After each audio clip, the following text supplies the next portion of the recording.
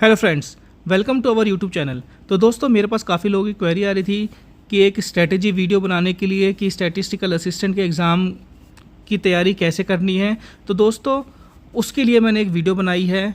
इस वीडियो में मैं आपकी बहुत सारी क्वेरीज़ को सॉल्व करने की कोशिश करूंगा कि क्या अप्रोच फॉलो करनी है, कैसे तैयारी करनी है, पार्ट ए के लिए क्या पढ़ना है, पार्ट बी में क्या पढ़ना है, किन चीज़ों पे ध्यान देना है। तो दोस्तों चलिए शुरू करते हैं। सबसे पहले दोस्तों हमें जानना है हमारे पेपर का पैटर्न क्या रहने वाला है। जो हमारा पेपर है स्टैटिस्टिकल असिस्टेंट का, ये टोटल 200 मार्क्स का रहने वाला है, जिसमें दो पार्ट है, पार्ट ए, पार्ट बी।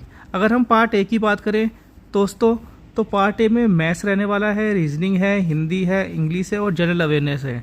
इसके अंदर जो टोटल 100 क्वेश्चन रहेंगे, हर सेक्शन के अंदर 20 क्वेश्चन होंगे। तो हमारे टोटल पार्ट ए के अंदर 5 सेक्शन होंगे, मैथ, रीजनिंग, हिंदी, इंग्लिश और जनरल अवेयरनेस। 20-20 क्वेश्चन के 5 सेट हो गए। अगर हम पार्ट बी की बात करें तो यहाँ पे प्योर हमारा स्टैटिस्टिक्स रहने वाला है। इसमें क्या रहेगा, जो डीएसएसबी का पैटर्न है एग्ज़ाम लेने का, उसमें ये रहता है कि आपके 20-20 क्वेश्चन के 5 सेट होंगे। आपको हर सेट को एक बार में आप एक सेट कर सकते हैं। जब आप एक सेट को सबमिट करके सेकंड सेट पे चल जाओगे तो आप वापस से पहले वाले सेट पे नहीं आ सकते हैं। तो आपको इस चीज़ का ध्यान रखना है कि जब आप पेपर सॉल्व करें तो ये ध्यान रखें कि जब आप एक बार एक सेट को सबमिट कर देंगे तो वापस से आप उस पर नहीं आ सकते हैं। तो अगर कोई क्वेश्चन आपको लग रहा है कि जिसको आप सॉल्व कर सकते हो तो उसको उसी टाइम सॉल्व कर ले, बाद के लिए ना छोड़ें कि बाद में आप सोचो कि बाद में आप रिव्यू करोगे उस क्वेश्चन को। तो ऐसा ना करें, करते हुए चलते जाइए, आगे क्वेश्चनों को सॉल्व करके चलते जाइए, क्योंकि एक बार आपने सबमिट कर दिया तो आप दोबारा उस क्वेश्चन को दोबारा नहीं दे सकते। और रही बात पार्ट बी की, तो पार्ट बी जैसा कि एडवर्टीजमेंट में लिखा है, तो इस बात का भी ध्यान रखना है। अभी तक तो एडवर्टीजमेंट में यही है कि जो मिनिमम कट ऑफ की कैटेगरी वाइज, जैसे यूआर के लिए 40%, ओबीसी के लिए 35% और एससी एसटी कैंडिडेट्स के लिए 30% जो है मिनिमम कट ऑफ रहने वाली है पार्ट बी के अंदर। पार्ट ए के अंदर ऐसी कोई कट ऑफ का मेंशन नहीं करा है, पार्ट बी में रहेगी और ओवरऑल मेरिट पे जो है कट ऑफ आपकी बनेगी। आगे देखते हैं दोस्तों, हमें मैथ का, अगर हम प्रीवियस ईयर का देखें क्वेश्चन पेपर, तो मैथ में किस किस टॉपिक से क्वेश्चन पूछे गए हैं। इसमें परसेंटेज से क्वेश्चन आए हैं, रेशो से आए हैं, सिंप्लीफिकेशन से आए हैं, एचसीएम एलसीएफ से आए हैं, यूनिट डिजिट फाइंड करने को आए हैं, नंबर सिस्टम से आए हैं, शर्ट से आए हैं, मेंसुरेशन है, टाइम डिस्टेंस है, ट्रेन और वाटर स्ट्रीम से क्वेश्चन आए हैं, डीआई के क्वेश्चन है, एसआईसीआई के क्वेश्चन है, प्रॉफिट एंड लॉस के क्वेश्चन है, टाइम एंड वर्क है और कुछ मिसलेनियस टॉपिक हैं। तो जो पेपर का लेवल है, अगर आप प्रीवियस ईयर के मैथ का देखेंगे, आप जो पेपर का लेवल वो इजी टू मॉडरेट है, ज़्यादा डिफ़िकल्ट नहीं है, पेपर इजी है। बस वही इसमें प्रॉब्लम यही है कि सेट वाइज आएंगे। आपने एक बार इस मैथ के सेट को सबमिट कर दिया तो वापस से आप मैथ के सेट पे नहीं जा सकते हैं। तो इस बात का ध्यान रखना है और टाइम मैनेजमेंट उसी के अकॉर्डिंग आपको करना है।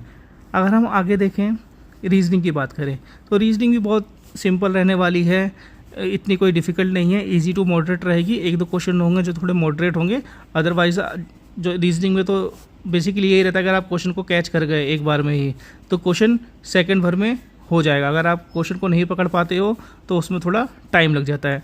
तो अगर हम रीजनिंग की बात करें तो एनालॉजी से आएगा, काउंटिंग ऑफ फिगर से क्वेश्चन आए हैं, नंबर सीरीज है, सिलॉग्स है, मिसिंग फिगर का है, सिटिंग अरेंजमेंट है, वेन डायग्राम है, मिरर वाटर इमेज है, डायरेक्शन है, रोटेशन ऑफ फिगर है और मिसलिनियस क्वेश्चन है। तो ये बेसिक क्वेश्चन आने वाले हैं रीजनिंग के भी।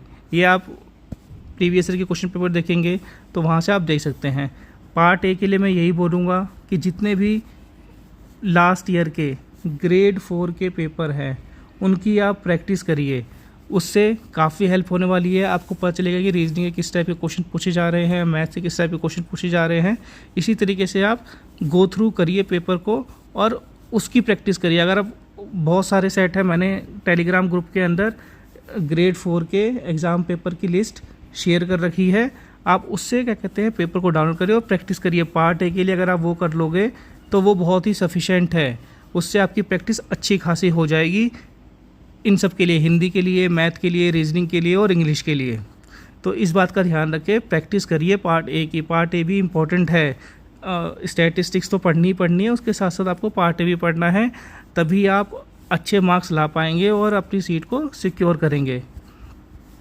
अब रही बात इंग्लिश की, तो इंग्लिश भी बहुत इजी रहने वाला है।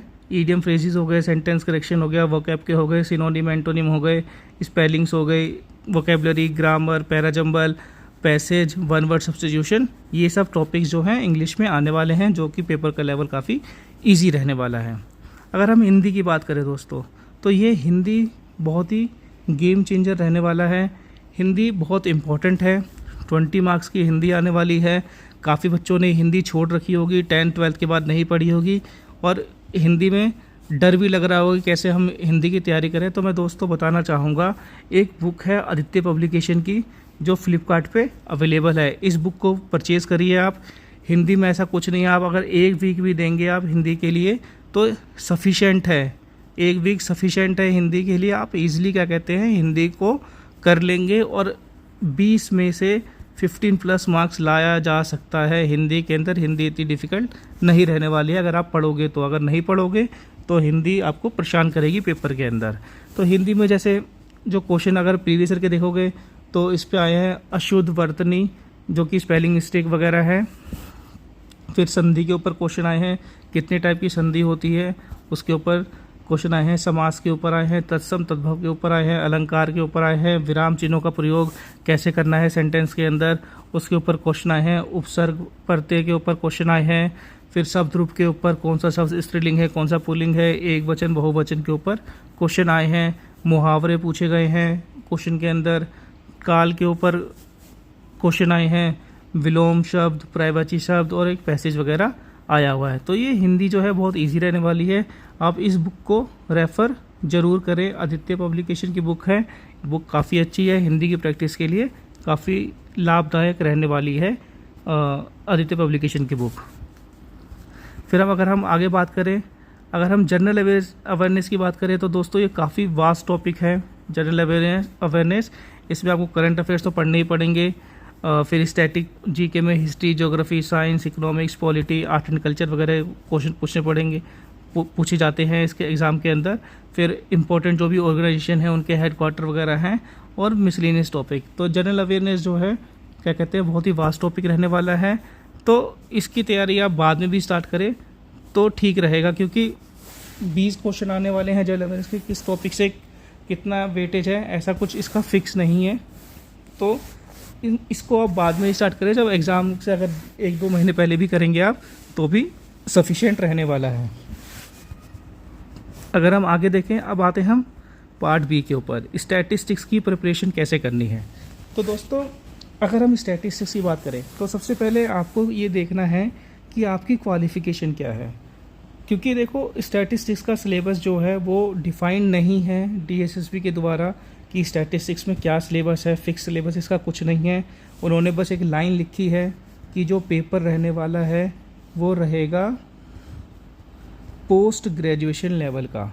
अब पोस्ट ग्रेजुएशन लेवल उन्होंने लिख तो दिया, अब यहाँ पे हर कैंडिडेट की क्वालिफ़िकेशन जो अलग अलग है। किसी ने MSc कर रखी है सेट्स के अंदर, किसी ने MCOM कर रखी है, किसी ने मास्टर्स कर रखी इकोनॉमिक्स के अंदर। तो सब ने अपने अपने ग्रेजुएशन और पोस्ट ग्रेजुएशन लेवल पे अलग अलग टाइप की स्टैट्स पढ़ी है। जिसने MSc स्टैट्स करा है उसने काफ़ी एडवांस स्टैट्स पढ़ी होगी, जिसने कॉमर्स से करा है उसने बेसिक स्टैट्स पढ़ी होगी। तो ये एक बहुत ही बड़ा पॉइंट है कि लोगों को डाउट है इसके लिए कि स्टैट्स में हम क्या पढ़ें, क्या स्किप करें, क्या सिलेबस है। सिलेबस के पीछे काफ़ी लोग परेशान हैं कि सिलेबस कैसे करेंगे हम, क्या क्या पढ़ना है, क्या नहीं पढ़ना है। तो दोस्तों इसका सोल्यूशन यही है सॉरी, जो मैं स्टार्टिंग से बोलता आ रहा हूँ, जो आपने अपने ग्रेजुएशन या पोस्ट ग्रेजुएशन लेवल पे पढ़ा है पहले उसको तैयार करो। उसमें फिक्स कर लो कि उसमें से अगर कोई क्वेश्चन आए तो उसको आप ना छोड़ें, क्योंकि जो बेसिक स्टैट्स ही पढ़ी है उसमें से 50 to 60 क्वेश्चन आपके उसी में से आ जाएंगे। जो आपने अभी तक पढ़ा है उसमें से ही 50 to 60 क्वेश्चन आ जाएंगे ईज़िली।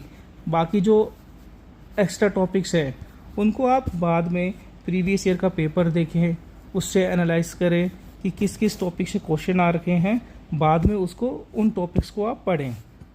तो दोस्तों अगर हम बात करें तो सबसे पहले देखो मैंने यही लिखा है कि कि पहले आपको ये देखना है कि आपने क्या टॉपिक्स पढ़ रखे हैं अपने ग्रेजुएशन और पोस्ट ग्रेजुएशन लेवल पे, ठीक है।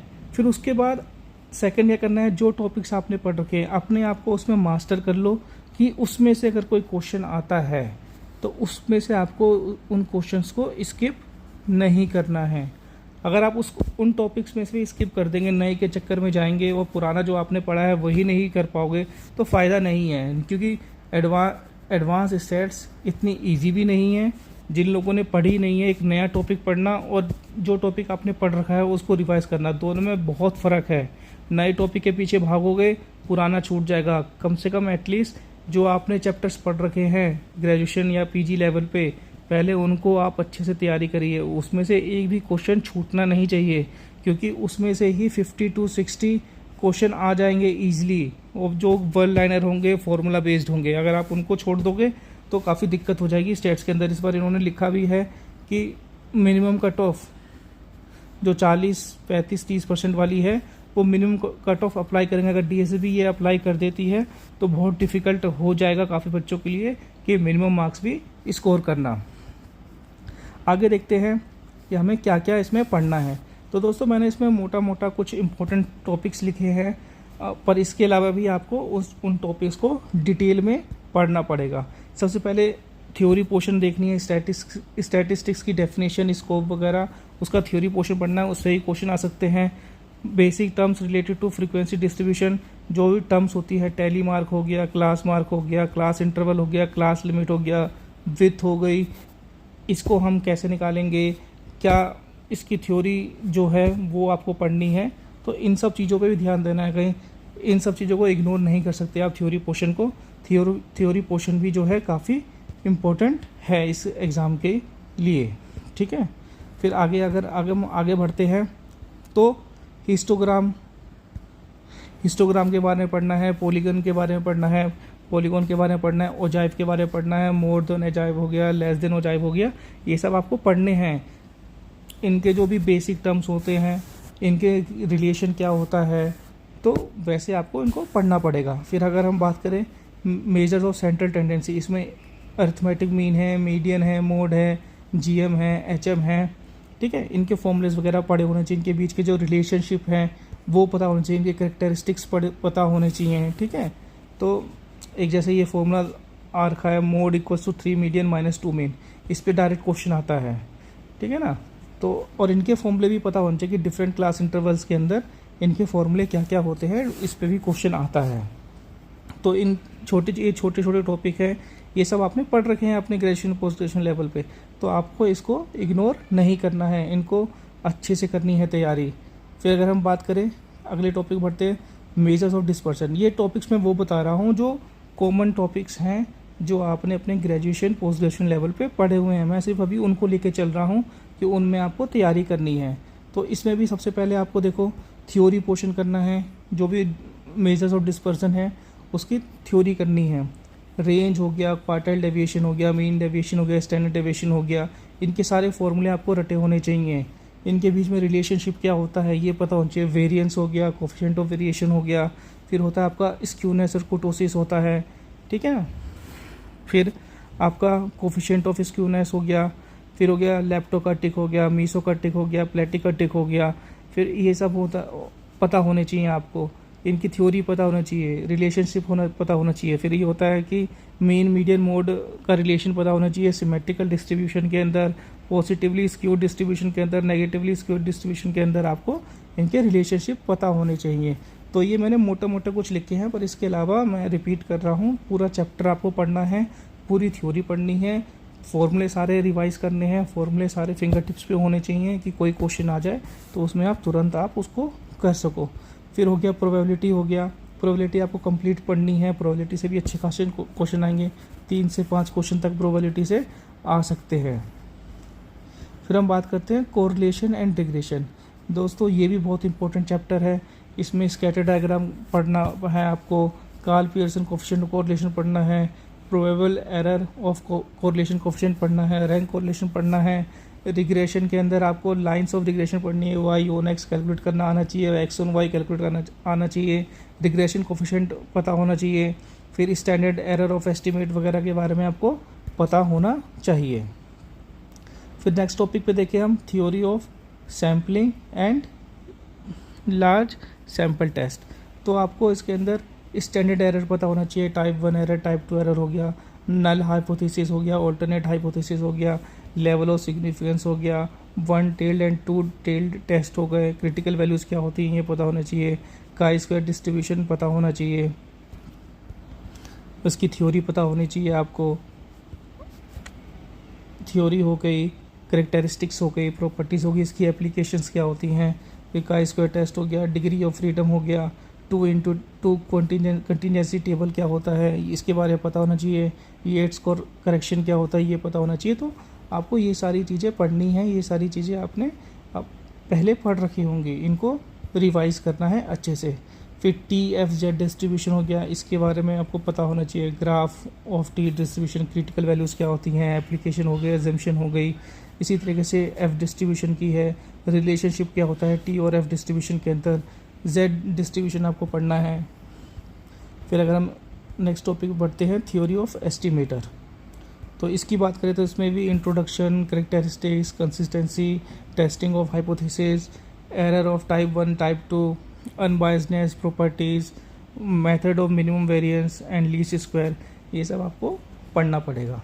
तो दोस्तों जो सिलेबस है आप खुद देख रहे हैं कि सिलेबस कम नहीं है स्टेट्स का। ये तो मैं उन टॉपिक्स को लेके चल रहा हूँ जो काफ़ी कॉमन टॉपिक्स हैं, जो आपने एक कॉमर्स ग्रेजुएट ने भी ये अपने ग्रेजुएशन में पढ़े होंगे या PG में पढ़े होंगे। MSc स्टैट्स वगैरह वाले बच्चों ने तो काफ़ी एडवांस स्टैट्स पढ़ा होगा। फिर आगे इंपॉर्टेंट चैप्टर आता है हमारा टाइम सीरीज़। टाइम सीरीज़ भी काफ़ी इंपॉर्टेंट चैप्टर है, इसमें से भी मिनिमम आप 5 क्वेश्चन एक्सपेक्ट कर सकते हो। इंट्रोडक्शन हो गया, पर्पस हो गया, एडजस्टमेंट हो गई, कंपोनेंट्स क्या होते हैं टाइप सीरीज़ के, मैथमेटिकल मॉडल्स क्या होते हैं, मेरिट डिमेरिट क्या है, कैलकुलेशन ऑफ ट्रेंड लाइन, इसके ऊपर क्वेश्चन आता है, ट्रेंड लाइन कैलकुलेट करने का क्वेश्चन आ जाएगा आपके पास, ठीक है ना। फिर आगे बात है ना इंडेक्स नंबर। इंडेक्स नंबर भी इंपॉर्टेंट चैप्टर रहने वाला है। डेफिनेशन हो गई, करेक्टरिस्टिक्स हो गई, यूजेस हो गए, लिमिटेशन हो गए, और टाइप्स ऑफ इंडेक्स नंबर कितने होते हैं, जैसे price index, quantity index, consumer price index, etc। तो और भी जो इंडेक्स होते हैं सारे आपको पता होने चाहिए। हर इंडेक्स के आपके फॉर्मूलेज आपको पता होना चाहिए। टाइम रिवर्सल टेस्ट के बारे में पता होना चाहिए। फिर आगे हम बात करते हैं जो नेक्स्ट टॉपिक है हमारा एनालिसिस ऑफ वेरिएंस। तो एनालिसिस ऑफ वेरिएंस टॉपिक भी आपको पढ़ना है। फिर उसके बाद हमारे आते थे मिसलेनियस टॉपिक, जिसमें लीनियर प्रोग्राम हो गया और मैट्रिक्स वगैरह हो गए। तो इसके अलावा भी बहुत सारे मिसलेनियस टॉपिक्स रहने वाले हैं। ये मैंने मेजर जो इम्पोर्टेंट टॉपिक्स है ना वो मैंने इस वीडियो में कवर कर दिए हैं। इसके अलावा भी बाकी बहुत सारे टॉपिक्स हैं। आपको क्या करना है, प्रीवियस ईयर क्वेश्चन उठाना है। उस प्रीवियस ईयर क्वेश्चन उठाने से पहले आपको उन टॉपिक्स को करना है जो आपने ऑलरेडी पढ़ रखे हैं। जैसे मैंने जो भी टॉपिक्स आपको ये सारे बताए हैं ना, पहले आपको इनको करना है। इनको आप पहले करिए, फिर उसके बाद प्रीवियस ईयर का पेपर उठाइए। आपके पास 2 पेपर है यहाँ पे।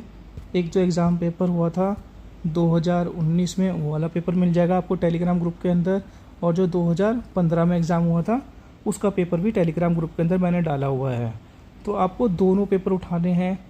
जो ये टॉपिक्स हैं इनको करने के बाद उसके बाद आपको जो टॉपिक्स न्यू लग रहे हैं, जो आपको लगता है कि आपने पहले नहीं पढ़े हैं, उनको आइडेंटिफाई करने हैं। फिर आप यूट्यूब की हेल्प ले सकते हैं। अगर आपने कोई कोचिंग ले रखा है तो उस कोचिंग के वीडियो की भी आप हेल्प ले सकते हो उनको करने के लिए। तो मेरा यही सजेशन है कि सबसे पहले आपको उन टॉपिक्स को करना है जो आपने ऑलरेडी पढ़ रखा है, क्योंकि दोस्तों इसका वेटेज भी बहुत ज़्यादा रहने वाला है। जो ये टॉपिक्स मैंने बताए ये इजी टॉपिक्स हैं। अगर आपने, हो सकता है कि आपने मास्टर में गैप आ गया हो, 2-3 साल पहले कर रखी हो, बट देखो अगर आपको ये एग्ज़ाम क्लियर करना है तो आपको पढ़ना पड़ेगा। जो आपने पढ़ रखा है वो आपकी फिंगर टिप्स पे होनी चाहिए। बहुत सारी चीज़ें हैं इसके अंदर, जब आप पढ़ते हो तो बहुत सारी चीज़ें इकट्ठी हो जाएंगी, थोड़ा कंफ्यूजिंग रहेगा, क्योंकि आपने अगर पढ़ाई काफ़ी टाइम पहले छोड़ रखी है, अब फिर से स्टैट्स पढ़ रहे हो, तो थोड़ा स्टार्टिंग में थोड़ा आपको डिफ़िकल्ट लगेगा, बट यूज़ टू हो जाओगे आप इस चीज़ के। इसके बाद आपके पास जब ये सब कर लोगे आप, तो BL अग्रवाल है, BL अग्रवाल जो है, आई थिंक BL अग्रवाल है या BL कपूर है, दोनों में से कोई एक नाम है। तो उस बुक को उठाना है और वो MCQ बेस्ड है, तो उसमें से चैप्टर वाइज जो है आपको रिवीजन करनी है।